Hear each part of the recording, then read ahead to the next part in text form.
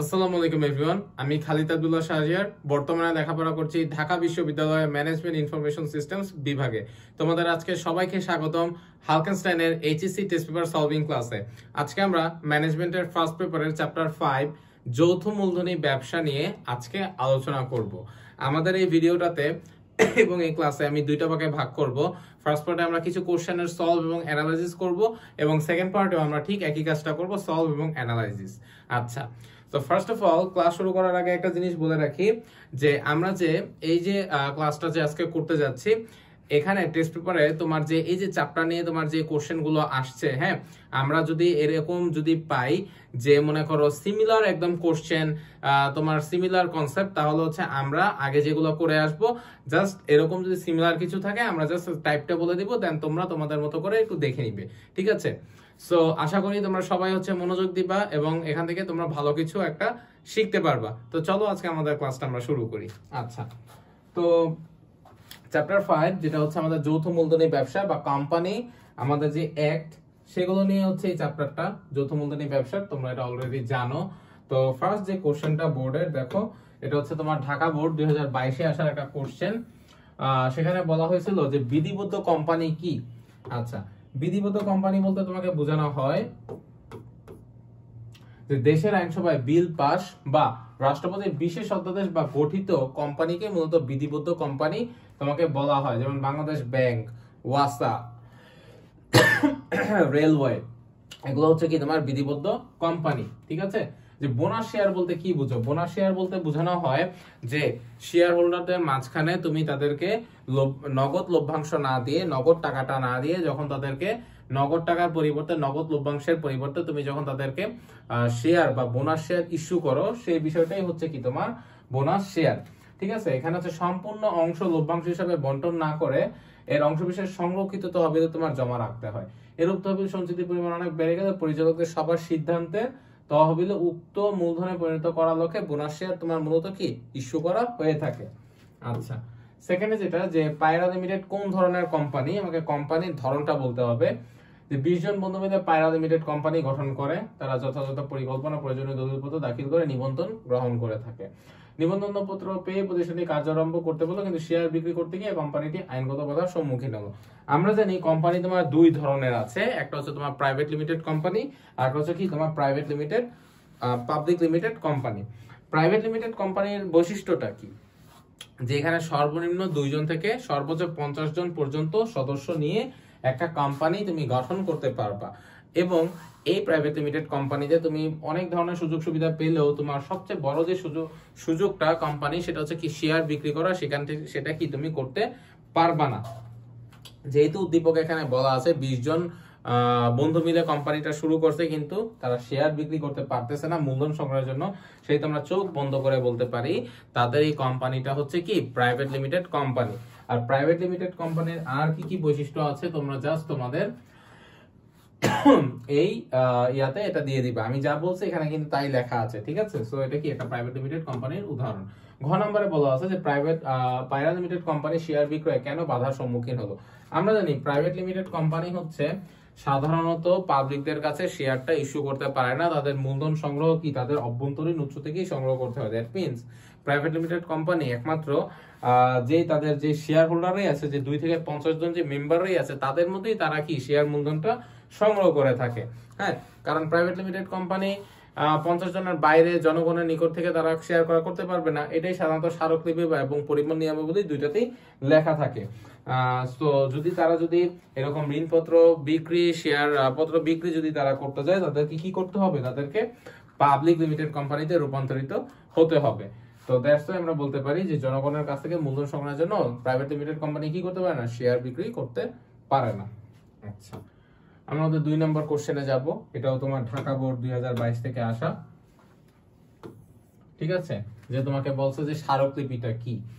আচ্ছা, স্মারকলিপি বলতে কি বোঝায়? যে যেখানে কোম্পানির মৌলিক বিষয়গুলো, কোম্পানির নাম, ঠিকানা, উদ্দেশ্য, কোম্পানির মূলধনের পরিমাণ, শেয়ার হোল্ডারদের নাম টাম, দায়, মূলধন সংক্ষিপ্ত যে সংক্ষেপ আকারে লেখা থাকবে, সেটাই হচ্ছে কি কোম্পানির স্মারকলিপি বা পরিমেল বন্ধ, ঠিক আছে?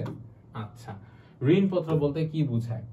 আচ্ছা, ঋণপত্র জিনিসটা কি বা ডিভেঞ্চার যেটাকে বলা হয়, যে কোম্পানি সাধারণত শেয়ার বিক্রি করে মূলধন গ্রহণ করে থাকে, ঠিক আছে। তদ্রূপ কোম্পানি যদি ঋণ দরকার হয়, কোম্পানি কি করে জনগণের কাছ থেকে ঋণ সংগ্রহ করে থাকে একটা সুদের বিনিময়ে, ঠিক আছে, সুদটা জনগণকে দিবে। তো কোম্পানি কি করে ঋণপত্রটা যখন জনগণের নিকট বিক্রি করে বা ইস্যু করে, যখন কি ঋণের টাকাটা সংগ্রহ করে থাকে, সেটাই হচ্ছে কি কোম্পানির ঋণপত্র, ঠিক আছে। তো গ নাম্বারটাতে এখানে কি বলা আছে, গ নাম্বারটাতে বলা আছে যে উদ্দীপকে আতরজান লিমিটেড কোন ধরনের ব্যবসা সংগঠন।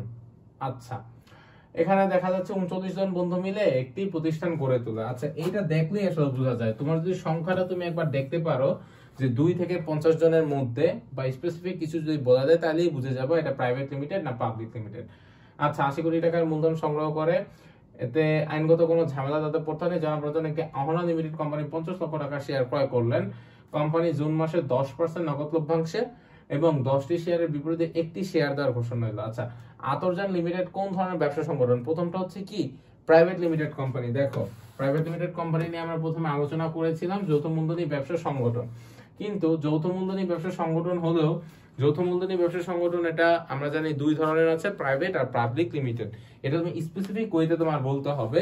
শুধু যৌথ মূলধনী এখানে লিখেছে, তুমি এটা দিতে পারো, দিয়ে লিখবা এটা প্রাইভেট লিমিটেড কোম্পানি, কারণ এখানে 39 জন বন্ধু মিলে তোমার কি করেছে ব্যবসাটা দিয়েছে, এবং এখানে তোমার মোট 2 থেকে 80 কোটি টাকা তারা মূলধন সংগ্রহ করে, ঠিক আছে। কিছুদিন পর জনাব রাজন তার শেয়ারটি অন্য এক বন্ধু রিয়াজের কাছে বিক্রি করে। একমাত্র তুমি তোমার যে শেয়ার আছে সেটা কি অভ্যন্তরীণ যে তোমার মেম্বার থাকবে, শেয়ার হোল্ডার থাকবে, তাদের কাছে বিক্রি করতে পারবা, জনগণের কাছে বিক্রি করতে পারবা না। তো যেহেতু এটা হচ্ছে অভ্যন্তরীণ শেয়ারের কথা এখানে তোমার বলা আছে স্পেসিফিক ওয়েতে, সেজন্য আমরা এটা বলতে পারি এটা কি একটা প্রাইভেট লিমিটেড কোম্পানি, ঠিক আছে।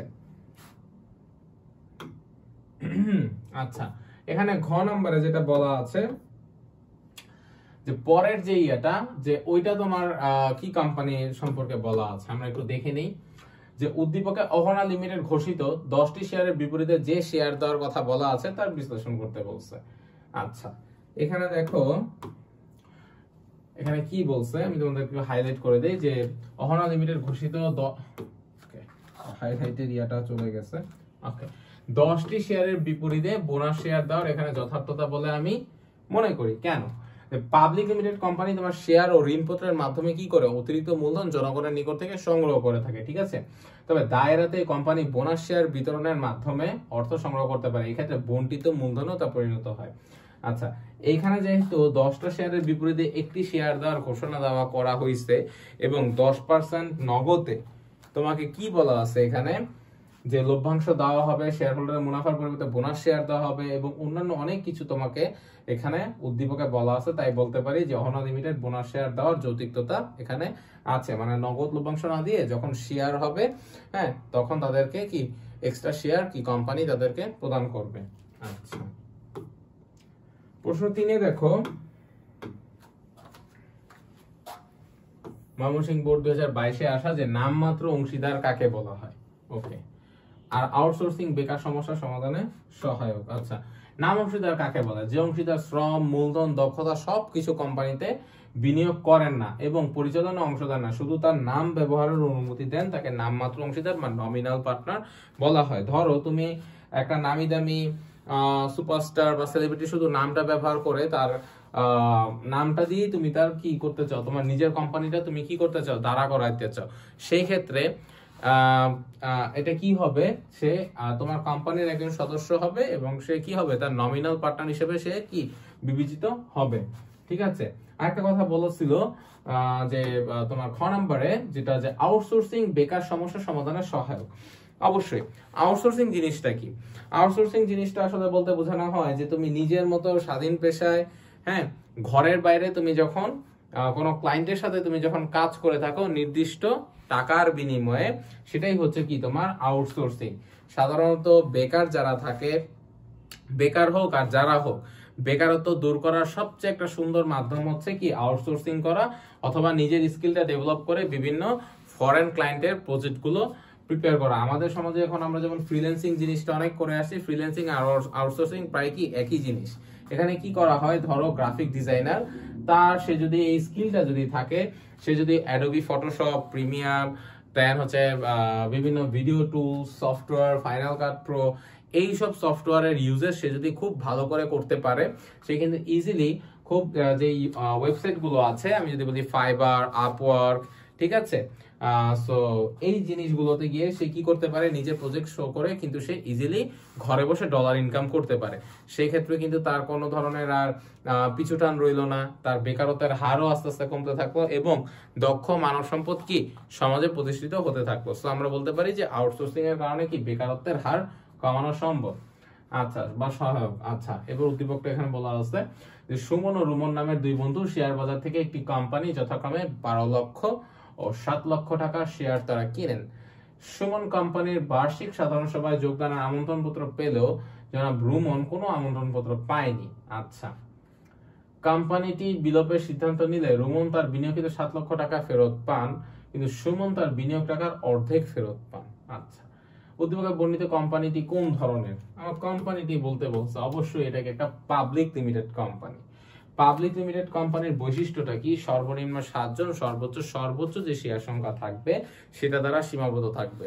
সুন্দর করে তারা কি করতে পারবে, বার্ষিক সাধারণ সভা রাখবে, তারপর হচ্ছে তোমার শেয়ার হোল্ডারদের মধ্যে কোম্পানির যে লাভ হবে, ঠিক আছে, সেই লাভের টাকাটা যত পার্সেন্ট লাভ হবে কোম্পানি যেই পার্সেন্টেজটা ঘোষণা করবে তত পার্সেন্ট পর্যন্ত কি শেয়ার হোল্ডাররা কোম্পানির লাভ পাবে, ঠিক আছে। এবং এই কোম্পানির ইয়াটা হচ্ছে কি যে তোমার দায় অসীম, ঠিক আছে, দায়টা হচ্ছে কি কোম্পানির ক্ষেত্রে কি সসীম দায়।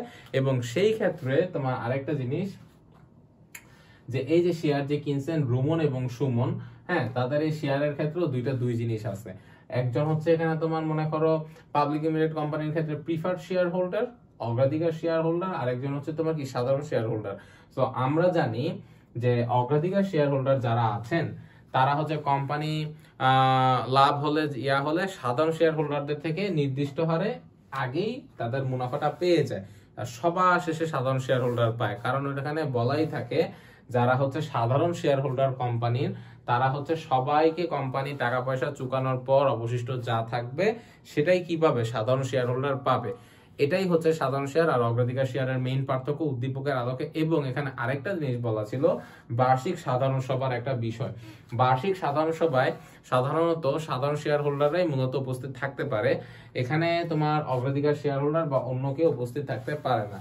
সো আমরা ইজিলি বলতে পারি উদ্দীপকে পাবলিক লিমিটেড কোম্পানি সম্পর্কে এখানে কি একটা সুন্দর ধারণা তোমার দেওয়া আছে, ঠিক আছে। আচ্ছা, ঘ নাম্বার যেটা, যে সুমন কেন রুমনের চেয়ে কম অর্থ ফেরত পেলেন বা কম অর্থ ফেরত পেলেন। এখানে দুইজন অংশীদারের কথা বলা আছে, যে আমরা প্রিভিয়াস ইয়াতে বলে আসছিলাম, এখানেও বলি, হালকা করে বলবো তোমাদেরকে। সুমন সাধারণ শেয়ার হোল্ডার হওয়ায় রুমনের চেয়ে অর্থ কম পান, ঠিক আছে। আমরা বলছি কেন অর্থ কম পান, কারণ সাধারণ শেয়ার হোল্ডাররা সবার শেষে তোমার অর্থ পায়, আর অগ্রাধিকার শেয়ার হোল্ডাররা নির্দিষ্ট হার যেটা উল্লেখ করা থাকবে সেই হারেই তারা অর্থ পাবে, ঠিক আছে। এটা অলরেডি বলে ফেলছি। তো এখন আমরা আমাদের নেক্সট ইয়াতে কোশ্চেনে যাব, যেটা ময়মনসিংহ বোর্ড 2022 এ আসছে, ঠিক আছে। আচ্ছা, 2022 এর একটা কোশ্চেন, যে শেয়ার কাকে বলা হয়। একদম ইজি একটা কোশ্চেন। দেখো এখানে বলা আছে, কোম্পানির অনুমোদিত মোট শেয়ার মূলধনকে যখন প্রতিটি সমান এবং ক্ষুদ্র এককে বা অঙ্কে ভাগ করে বিক্রি করা হয় বা বিক্রির জন্য তোমার কি বলে প্রস্তুত বা একককে শেয়ার বলা হয়, ঠিক আছে। এক মালিকানা ব্যবসা কেন জনপ্রিয়? একক মালিক দ্বারা গঠিত, পরিচালিত, নিয়ন্ত্রিত ব্যবসায় এক মালিকানা ব্যবসা। এখানে দ্রুত সিদ্ধান্ত, স্বল্প মূলধন এবং তোমার প্রত্যক্ষ যোগাযোগ, হ্যাঁ, নমনীয়তার সুযোগ ইত্যাদির নানাবিধ সুবিধা বৈশিষ্ট্যের কারণে এক মালিকানা ব্যবসাটা কি খুবই জনপ্রিয়, ঠিক আছে। আচ্ছা, গ নাম্বারটা কি? জনাব শফিকুলের প্রতিষ্ঠানটি কোন ধরনের ব্যবসা সংগঠন? শফিকুল তার 50 জন বন্ধু নিয়ে একটি কোম্পানি গড়ে তুলেন। তার মোট মূলধনের পরিমাণ 2 কোটি টাকা। তার মূলধনের পরিমাণ বৃদ্ধির জন্য জনাব সাইফুর রহমানকে কোম্পানিতে নিতে চান। এজন্য কোম্পানির মূল দলিল সংশোধনের প্রয়োজন দেখা দিয়েছে।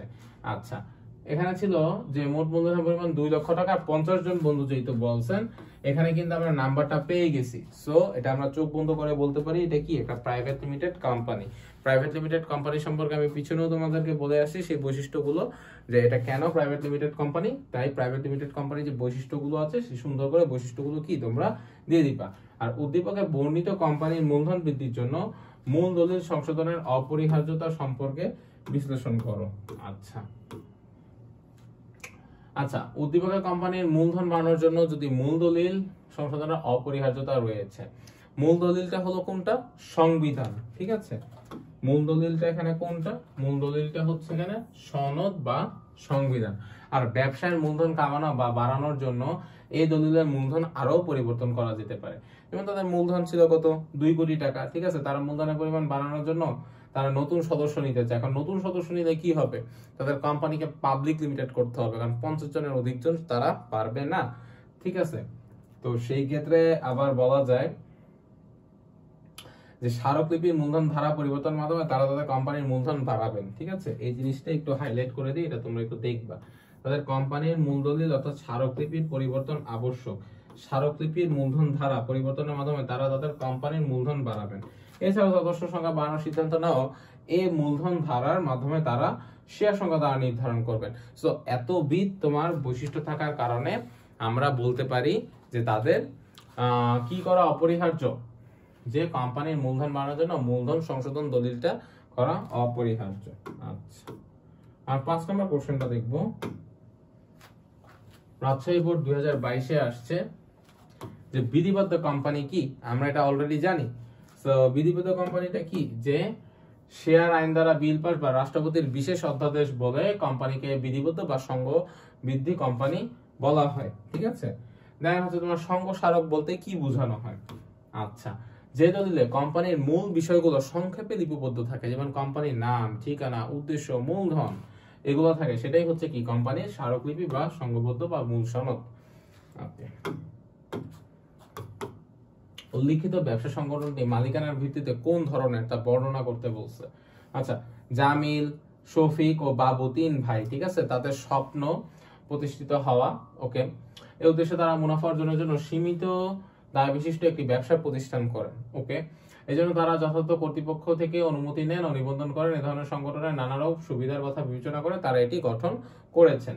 এই ব্যবসা শুরু করার কয়েক মাসের মধ্যে তাদের ব্যবসা সুনাম ছড়িয়ে পড়ে। আচ্ছা, ভালো কথা। মালিকানার ভিত্তিতে এটা কোন ধরনের? এটা যৌথ মূলধনী কোম্পানি বিজনেস। আচ্ছা, এটা যৌথ মূলধনী কোম্পানি বিজনেস, কারণ এখানে তারা 3 ভাই এখানে কি করছেন? মূলধন সংগ্রহ করে তারা কি করছেন? এটা তারা নিবন্ধিত করছেন। যেহেতু আমরা জানি এখানে নিবন্ধন করছেন আইন অনুযায়ী, আইনকে ফলো করে, কোম্পানি আইন ফলো করে। সো এখানে প্রাথমিক প্রাইভেট লিমিটেড কোম্পানি তোমার যেই ধরনের তোমার বৈশিষ্ট্যগুলো আমি প্রিভিয়াস কোশ্চেনে বলে আসছি সেগুলো দিয়ে তুমি তোমার নিচে লিখবা শুধু যে উল্লিখিত ব্যবসা প্রতিষ্ঠানটি মালিকানার ভিত্তিতে একটা যৌথ মূলধনী ব্যবসা সংগঠন। কিন্তু এভাবে এটা ক্লিয়ারলি বলা যাইতেছে না যে এটা পাবলিক বা প্রাইভেট লিমিটেড। ঠিক আছে, সো এটা যদি উল্লেখ যদি করা থাকতো সংখ্যা, তাহলে আমরা ইজিলি বলে দিতে পারতাম। তারপরে যেটা বলা নেই, যে কোনো কিছু হতে পারে, তাহলে আপাতত বলবা কি যৌথ মূলধনী ব্যবসা সংগঠন। ঠিক আছে। আচ্ছা, ঘ নম্বরে যেটা ছিল উদ্দীপকের 3 ভাইয়ের এরূপ ব্যবসা প্রতিষ্ঠান গঠনের যৌক্তিকতা তুলে ধরো। আচ্ছা আচ্ছা, এই যে 3 জন ভাই যে ব্যবসাটা প্রতিষ্ঠা যে করলো, হ্যাঁ, এটা অবশ্যই যৌক্তিকতা আছে। কারণ কেন? কারণ যৌথ মূলধনী কোম্পানি বা যৌথ মূলধনী ব্যবসা প্রতিষ্ঠানের যে সত্তা, সেটা হচ্ছে কৃত্রিম সত্তা। এখানে দায় হলে কোম্পানির নামে দায় হবে, বা কোম্পানির কিছু হইলে কোম্পানির নামে কেস হবে, বা ভালো কিছু হলে কোম্পানির নামে হবে। এখানে কোনো ইন্ডিভিজুয়াল পারসন কি জড়িত থাকবে না এক মালিকানা বা অংশীদারি ব্যবসার ক্ষেত্রে। ইনফ্যাক্ট তোমার এখানে লাভ হোক ইয়া হোক সব কোম্পানির নামে হবে। তোমার যদি কোনো ছিল দেওয়া দরকার হয়, অন্য কোনো কোম্পানির সাথে যোগাযোগ করতে হয়, তোমার কোম্পানির নাম দিয়ে যোগাযোগ করতে হবে। ঠিক আছে, আর এটা যেহেতু একটা আইন সৃষ্ট একটা প্রতিষ্ঠান, এখানে যেহেতু সরকারের বিভিন্ন বিধিমালা মানতে হয়, প্লাস এখানে তোমার কোম্পানি দেওয়া যেই কি বলে কোম্পানি আইন অনুসারে তোমাকে যে বিধিমালা গুলো মানতে হবে, ইয়া করতে হবে। সো এখানে কি একটু জটিল বিষয় আছে, সেই জন্য আমরা বলতে পারি যৌথ মূলধনী ব্যবসা গঠনের মেইন ইয়াটা হইতেছে তোমার যদি বৃহদায়তন ব্যবসা করার যদি ইচ্ছা হয়, সুযোগ যদি থাকে, বৃহৎ মূলধনের চিন্তা ভাবনা থাকে, তাহলে সেই ক্ষেত্রে হচ্ছে কি এই যৌথ মূলধনী ব্যবসা গঠন করাটা কি উপযোগী বলে আমি মনে করি। ঠিক আছে, আচ্ছা 6 নাম্বার আমরা যাব। এটা হচ্ছে তোমার রাজশাহী বোর্ড 2022-এ আসা কোশ্চেন, যে শেয়ার কাকে বলে, এটা আমরা পড়ে আসছি, স্কিপ করলাম। কোম্পানি সংগঠনের বিবরণপত্র কেন তৈরি করা হয়? ওকে, যে পাবলিক লিমিটেড কোম্পানি শেয়ার ও ঋণপত্র বিক্রির জন্য কোম্পানির প্রয়োজনীয় তথ্য উপস্থাপন করে যে বিজ্ঞপ্তি বা প্রচারপত্র প্রকাশ করে তাকে এখানে কি বলা হয়? তাকে তোমার বিবরণপত্র বলা হয়। ঠিক আছে, বিবরণপত্রটা ওয়ান কাইন্ড অফ লিফলেট। ঠিক আছে, one kind of leaflet that we provide hour customer to visit our shop, this kind of thing. ঠিক আছে, যে শেয়ার ও ঋণপত্র কিনতে জনগণকে আমন্ত্রণ জানানোর জন্য তুমি যে লিফলেট বা বিবরণপত্র বিলানো হয়, সেটাই হচ্ছে কি তোমার পাবলিক লিমিটেড কোম্পানির শেয়ার ও কি বিক্রির জন্য কোম্পানির প্রয়োজনীয় তথ্য উপস্থাপন করে, যেটা ওইটাই কি বিবরণপত্র। ঠিক আছে, আচ্ছা গ নাম্বারে যেটা বলা আছে, এবিসি নামক কোম্পানি নিবন্ধন নিতে প্রণীত প্রথম দলিলটি কোন ধরনের তা ব্যাখ্যা করতে বলছে। আচ্ছা, মিস্টার আয়ান তার 10 জন বন্ধু নিয়ে এবিসি কোম্পানি গঠিত করে। আচ্ছা, তাদের দলিল দুটা তৈরি করতে হয়।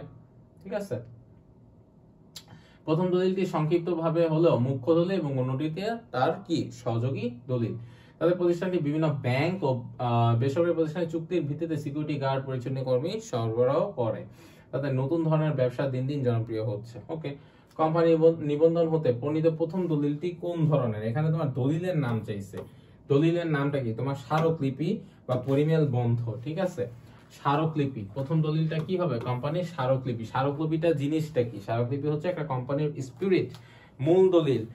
What you are gonna do with other people in your company will describe the everything in this paper, in this document. ঠিক আছে, এটা কি এই স্মারকলিপিতে বলা হয়ে থাকে, যেখানে মূলত কোম্পানির নাম, উদ্দেশ্য, ঠিকানা, তোমার মূলধনের পরিমাণ, দায় হলে দায়ের পরিমাণ, একটা সম্ভাব্য দায়, ঠিক আছে, এই কয়েকটা বিষয় তোমার উল্লেখ থাকবে। যেহেতু তারা 10 জন বন্ধু মিলে একটি কোম্পানি গঠন করেছেন, সো তাদের মেইন যেই প্রথম যেই পেপারসটা কালেক্ট করতে হবে 1994 সালের কোম্পানি আইন অনুযায়ী, সেটা হচ্ছে কি তাদের স্মারকলিপি। ওকে, আচ্ছা ঘ নম্বরে যেটা আমি দেখবো সেটা হচ্ছে কি উদ্দীপকের নতুন ধরনের ব্যবসা সংগঠন ভবিষ্যতে আরো বেশি সম্প্রসারিত। অফকোর্স এটা হবে, অফকোর্স এটা হবে। সেটা বলছে কি যে উদ্দীপকের নতুন ধরনের ব্যবসা সংগঠন ভবিষ্যতে আরো বেশি সম্প্রসারিত হবে। কেন হবে?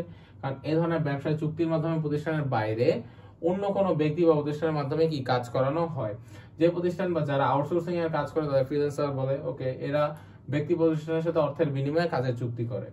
আচ্ছা, যেহেতু তাদের এই বিজনেসটা আরো জনপ্রিয় হয়ে উঠতেছে, তাই এখানে বলা যাচ্ছে যে বিভিন্ন প্রতিষ্ঠানগুলো আউটসোর্সিং এর মাধ্যমে আগের তুলনায় বেশি মুনাফা তারা লাভ করতেছে। তাই উদ্দীপকের নতুন ধরনের ব্যবসা সংগঠন কি অবশ্যই তোমার ভবিষ্যতের সম্প্রসারণের সাথে কি তোমার যথোপযুক্ত রয়েছে। ঠিক আছে, তা আউটসোর্সিং এর এখানে একটা কথা বলা ছিল। আচ্ছা, এটাও তোমার হচ্ছে রাজশাহী বোর্ডের একটা আসা কোশ্চেন 2022-এর, যে বোনাস শেয়ার কাকে বলা হয়। আমরা জানি যে কোম্পানি যদি লাভ করে সেখানে নগদে টাকাটা না দিয়ে যখন তোমাকে কি করে শেয়ার ইস্যু করে থাকে, সেটাই হচ্ছে বোনাস শেয়ার। কোম্পানির স্মারকলিপি কি আমরা জানি, কোম্পানির মূল দলিল স্মারকলিপি, যেখানে কোম্পানির নাম, উদ্দেশ্য, ঠিকানা, মূলধন, দায় এগুলো তোমার উল্লেখ করা থাকে। আচ্ছা, বারি এন্ড কং কোন প্রকৃতির কোম্পানি? একটি পাবলিক লিমিটেড কোম্পানি। হ্যাঁ, বলাই আছে কোম্পানি স্টক এক্সচেঞ্জের তালিকাভুক্ত সদস্য, 3 বছর যাবত সুনামের সাথে কার্যক্রম পরিচালনা তারা করে আসছে। তাদের বিধিবদ্ধ সঞ্চিতির পরিমাণ সন্তোষজনক। আচ্ছা, কোম্পানি নতুন একটি ব্যবসা স্থাপনের লক্ষ্যে বাজারে শেয়ার ইস্যু না করে মূলধন সংগ্রহের সিদ্ধান্ত নিয়েছে। আচ্ছা, কোন প্রকৃতির কোম্পানি তার আগে ব্যাখ্যা করতে বলছে। একটা তো যৌথ মূলধনী কোম্পানি, কিন্তু এটা হচ্ছে একটা পাবলিক লিমিটেড কোম্পানি। কেন? কারণ এখানে তোমার মূলধন সংগ্রহের একটা বিষয় আছে। সেখানে তারা কি শেয়ার সংখ্যা কত, সর্বনিম্ন 7 আর সর্বোচ্চ কি শেয়ার সংখ্যা তারা সীমাবদ্ধ, কত পরিমাণ তারা কি মূলধন সংগ্রহ করতে পারবে। যেহেতু তারা একটা তালিকাভুক্ত কোম্পানি, তারা জনগণের কাছ থেকে অবাধে শেয়ার কালেক্ট করতে পারবে। ঠিক আছে, তাই পাবলিক লিমিটেড কোম্পানির সাথে মিল রেখে তা বলা যায় বারি এন্ড কং একটা পাবলিক লিমিটেড কোম্পানি। উদ্দীপকের বারি এন্ড কং বাজারে শেয়ার ইস্যু করে কিভাবে মূলধন সংগ্রহ করতে পারে। কিভাবে বাজারে শেয়ার ইস্যু করে, এই দেখো এখানে মেইন জিনিসটা বলা আছে যে শেয়ার ইস্যু না করে তারা ঋণপত্রের মাধ্যমে ঋণ নিয়েও মূলধন সংগ্রহ করতে পারে। ঋণপত্র জিনিসটা কি, যে কোম্পানি সবসময় মূলধন সংগ্রহ করে থাকে, শেয়ার বিক্রি করে, আর ওইটার এগেনস্টে কি দেয়, কোম্পানি শেয়ার হোল্ডারদেরকে কি একটা লভ্যাংশ প্রদান করে। উল্টা ক্ষেত্রে মূলধন সংগ্রহ না করে কোম্পানি কি ঋণও সংগ্রহ করতে পারে, ব্যাংকের থেকে নেয়, তোমার সাধারণ জনগণ থেকে, কিভাবে, তোমার ডিবেঞ্চারটা দিয়ে অথবা ঋণপত্র বিলি করে। ঋণপত্র যদি বিলি করে যদি মূলধন সংগ্রহ করে, সেক্ষেত্রে দেখা যায় যে তোমার একটা নির্দিষ্ট হারে কি দিতে হবে, তোমাকে সুদের হার তাদেরকে প্রদান করতে হবে, পাবলিককে সুদের হার প্রদান করতে হবে। তাই আমরা বলতে পারি যে বাড়ি এন্ড কং বাজারে শেয়ার ইস্যু না করেও ঋণপত্রের মাধ্যমে কি মূলধন সংগ্রহটা কি তারা করতে পারবে। ঠিক আছে, আচ্ছা 8 নম্বর কোশ্চেনটা দেখি। একটু ছক আছে, ছক দেখতে ভালোই লাগে তোমার ইয়াতে, থিওরিটিক্যাল প্যাটার্ন গুলাতে। আচ্ছা এখানে দেখো কিছু তোমার ইয়া দেওয়া আছে, যে রাইসা লিমিটেড কোম্পানি উদ্যোগ গ্রহণ পর্যায়ে দেওয়া, দলিল প্রণয়ন পর্যায়ে, নিবন্ধন গ্রহণ পর্যায়ে, এরপর একটা কি। আচ্ছা এটা আমার বলতে হবে। শেয়ার কি, আমরা জানি মোট মূলধনকে প্রতিটি সমান এবং ক্ষুদ্র এককে ভাগ করাই হচ্ছে কি শেয়ার। ঠিক আছে, বিবরণপত্র কেন প্রচার করা হয়, জনগণকে বিবরণপত্রটা প্রচার করা হয় অ্যাট্রাক্ট করতে, যে কোম্পানির যে শেয়ার তারা যেন শেয়ার বা ঋণপত্রটা কিনে, হ্যাঁ কোম্পানির শেয়ার মেম্বার হতে পারে এবং কোম্পানির এক্সপান্ড করতে তারা যেন সাহায্য করতে পারে। এটা কি বিবরণপত্র, এই জন্য কি প্রচার করা হয়। উদ্দীপকের এই চিহ্নতে কি হবে, কার্যারম্ভ বসতে পারে, আমি দেখি তো কার্যারম্ভ হবে কিনা। হ্যাঁ, কার্যারম্ভের অনুমতি পত্র সংগ্রহ এখানে বসবে। আচ্ছা কার্যারম্ভের অনুমতি পত্র জিনিসটা কি, কার্যারম্ভের অনুমতি পত্র জিনিসটা হচ্ছে যে তোমার যখন নিবন্ধন হয়ে যাবে, রেজিস্ট্রারের নিকট থেকে যখন নিবন্ধন করে ফেলবা, তখন তুমি কি করবা, তোমার কোম্পানির কাজ শুরু করার জন্য তোমাকে আরেকটা অনুমতি পত্র নিতে হবে, সেটা হচ্ছে কার্যারম্ভের অনুমতি পত্র সংগ্রহ। ঠিক আছে, তো উদ্দীপকের চিত্রে আমরা বলতে পারি কার্যারম্ভের অনুমতি পত্র সংগ্রহটি অনুপস্থিত, সো খালি করে কার্যারম্ভের অনুমতি পত্র জিনিসটাই এখানে বসবে। এটা হচ্ছে কার্যারম্ভের অনুমতি পত্র সংগ্রহ পাবলিক লিমিটেড কোম্পানির ক্ষেত্রে নেওয়া বাধ্যতামূলক, কিন্তু প্রাইভেট লিমিটেড কোম্পানির ক্ষেত্রে নিবন্ধন পাওয়ার পরেই তুমি কি কাজ শুরু করে দিতে পারো। This is the major difference between the public and the private limited company in terms of the company act 1994, তুমি এটা মনে রাখবা। ঠিক আছে, উদ্দীপকে বর্ণিত প্রতিষ্ঠানের মাধ্যমে বৃহদায়তন উৎপাদন কার্যক্রম কি পরিচালনা করা সম্ভব। অফকোর্স এটা সম্ভব, কারণ আমরা জানি যখন কোনো মানুষের ভিশন থাকে যে সে বড় পরিসরে বিজনেস করবে, তো তার কি দরকার হয়, বড় আকারের মূলধন দরকার হয়, পুঁজি দরকার হয়, যেটা এক মালিকানা অংশীদারি বা প্রাইভেট লিমিটেড কোম্পানির কিছু সীমাবদ্ধতা আছে, সেগুলো কি দিতে পারে না। তখন তার কি করতে হয়, পাবলিক লিমিটেড কোম্পানির দিকে তার কি ফোকাস দিতে হয়, যে কোম্পানি কি বৃহদায়তন মূলধন সংগঠন মানে কালেক্ট করে এবং বৃহৎ আকারের বিজনেস পরিচালনা করে, কি দেশের অর্থনীতিতে একটা বিরাট ভূমিকা পালন করতে পারে। তাই আমরা বলতে পারি যে বৃহদায়তন উৎপাদন কার্যক্রম পরিচালনা করা যৌথ মূলধনী ব্যবসা সংগঠন দ্বারাই কি সম্ভব। ঠিক আছে, আচ্ছা তো এই ছিল আমাদের আজকে ম্যানেজমেন্ট তোমার যে 5th চ্যাপ্টার যৌথ মূলধনী ব্যবসা সংগঠনের, সেটার হচ্ছে ফার্স্ট পার্টের অ্যানালাইসিস সলভের ক্লাসটা। আমরা আমাদের সেকেন্ড পার্টে বাকি কোশ্চেনগুলো নিয়ে আলোচনা করব। ততক্ষণ পর্যন্ত তোমরা সবাই ভালো থাকবা, সুস্থ থাকবা। আল্লাহ হাফেজ।